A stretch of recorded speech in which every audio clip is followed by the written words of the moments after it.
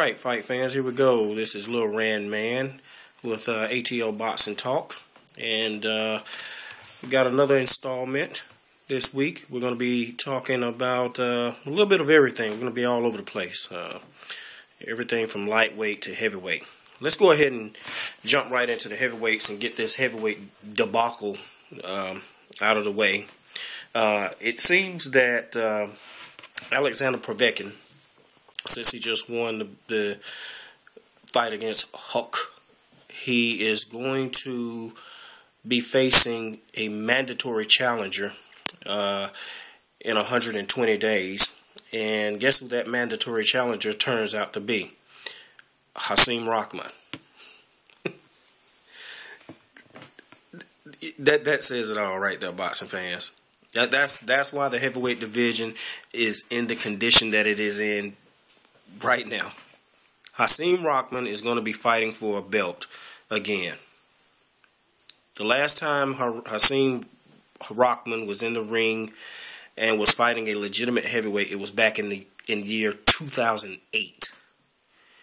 And he got beat by Vladimir Klitschko. But he's challenging for another belt now against Alexander Povetkin. 2008. It's 2012. Hasim Rahman hasn't done anything of any importance. I can't even believe that the WBA is actually ranking him number one. He is the number one heavyweight ranked by the WBA. That is just a travesty. That's why the sport is dying, fans. This is the reason why the sport is dying. Look, I don't have anything personally against Hasim Rahman, but what I'm going to say is this. He doesn't deserve to be fighting for a heavyweight belt. Hasim Rahman really hasn't done anything to deserve that. It's just, that's almost heartbreaking. It actually depresses me to even speak about it. To even, you know what? I've spent 2 minutes on this, so there you go, fight fans. I just thought maybe you guys should know that news, that Hasim Rahman will be fighting for the heavyweight title against Alexander Povetkin. Okay, so moving along. Last night, the welterweight division got a little bit more life breathed into it with the emergence of Devin Alexander. He moved up to 147, and it looks as if this was the division that Devin Alexander was supposed to have been fighting in to begin with. He always said that making 140 was really draining him, and it was hindering his performances, and there must be some truth to that, because at 147, man, he just looked brilliant last night. His body looked just fantastic, man. He was in really good shape, and it was a different Alexander. I mean, this was nowhere near the Alexander that stepped into the ring with Timothy Bradley and just got blown away. He had all his speed. He showed power. He was able to keep his focus, believe it or not, and he just looked good. I mean, he really looked good. And this was against an opponent in Marcos Maidana that I actually thought this was going to be a close fight. I actually thought that Maidana could win this fight, and it turned out to be, I mean, just the opposite. I mean, Maidana wasn't even in that fight last night. He tried, but, I mean, he was just completely and totally just blown out, just totally outclassed. I mean, so, hey, man, Devin Alexander, hey, you the man. You did your thing last night.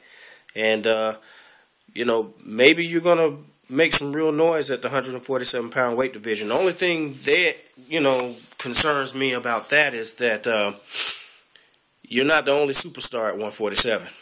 Now, it opens up an opportunity for you to make a lot of money.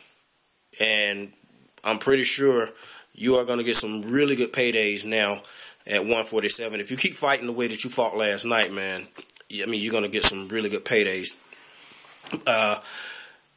you may have missed your shot with Floyd Mayweather, since Floyd Mayweather is fighting at 154 now. I'm pretty sure that Floyd Mayweather will come back down to 147. I'm just not sure that he's interested in a Devin Alexander fight. And right now, I don't think that with just that one performance that you had last night, that it would garner any interest in a Mayweather Alexander fight just yet. Maybe a couple of other good showings and some spectacular knockouts, and maybe we can start throwing those two names around. The only bad part about that too is that Timothy Bradley has made his exodus from 140 to 147, and he's in that same weight division, and so you would have to deal with Timothy Bradley again. Now, if the Devin Alexander that showed up last night shows up with Timothy Bradley at 147, hey, maybe it could be a little bit closer. I'm not sure about that. I think Timothy Bradley is he's the goods at 140 and 147. But hey, look, man, at least you got you back on track. You back on track. You're looking good. Like I say, it looks like you found the weight division that you should be fighting at this particular time in your career. I think you've made the right choice by going up in weight, and look like good things are on the horizon for you. Definitely some big fights. So, like I said, against Marcos Maidana, he really looked good last night.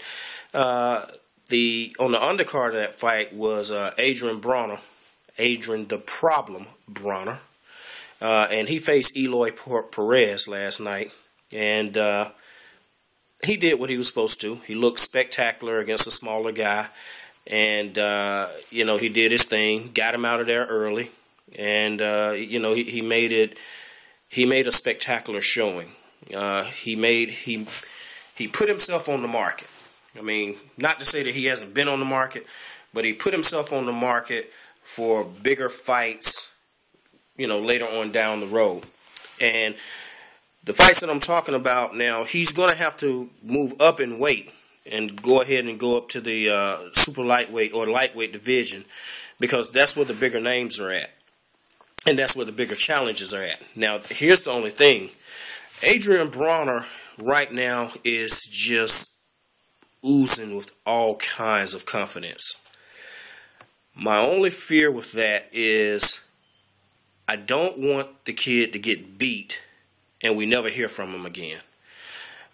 He reminds me almost of Prince Nassim Hamed. Prince Nassim Hamed used to make these, elongated ring walks, coming out rapping and doing his thing. And mind you now, Prince Nassim Hamed was putting it down. I mean, he was knocking people to sleep. They was taking fighters out on stretchers, man. When Prince Nassim put you down, you were down. And Adrian Broner, he kind of reminds me of Prince Nassim. He's I'm not going to say a carbon copy, but he's a cheaper version of a Floyd Mayweather as far as confidence and the whole swagger is concerned. Probably not as talented as Floyd Mayweather, but he has some Floyd Mayweather-ish type traits. And like I said, against Eloy Perez last night, he looked good, but that's what he was supposed to do.